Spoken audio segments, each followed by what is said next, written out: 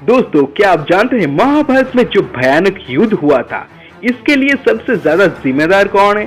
किसके वजह से दुनिया का सबसे विध्वंसी युद्ध होना पड़ा? दोस्तों, कहा जाता है महाभारत के कुरुक्षेत्र युद्ध जैसा युद्ध आज तक कभी नहीं हुआ है। करीब 18 दिन तक चला था ये युद्ध। महाभारत के श्री पर्व के एक प्रसंग में धृतराष्ट्र युधिष्ठिर से युद्ध में मारे गए योद्धाओं की संख्या पूछते हैं।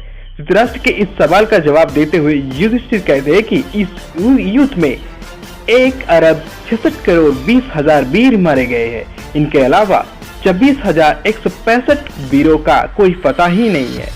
इससे पता चल गया होगा आपको कि कितना भयानक युद्ध हुआ था।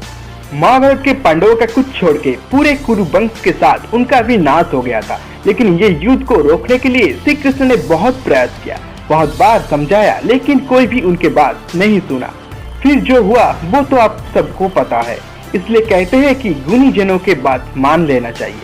लेकिन नहीं, हम तो सब खुद को ही बहुत बड़ा कुछ मान लेते हैं। हम तो भगवान के सलाह को भी ठुकरा देते हैं, फिर फल हमें ही भोगना पड़ता है। इसी गलती के कारण ही इतना बड़ा युद्ध को होना पड़ा। तो चलिए दोस्तों, अब हम जानते हैं कौन सबसे बड़ा दोषी है यहाँ, जिसके कारण इतना सब कुछ हुआ।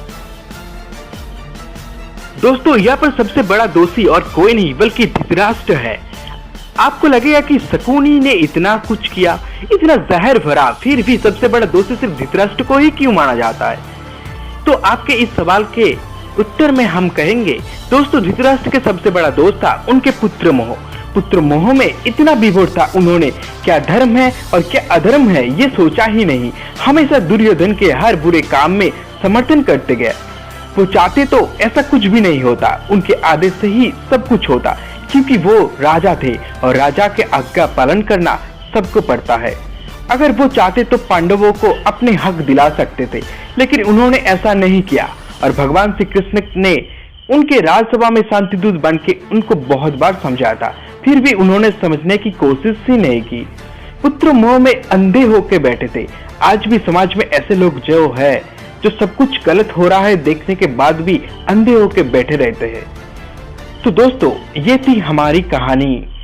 अगर आपको अच्छा लगा तो लाइक, शेयर और कमेंट जरूर करना और चैनल सब्सक्राइब करना मत भूलना, ताकि और भी ऐसे ही वीडियोस आपको हमारे चैनल के द्वारा मिल सके। धन्यवाद।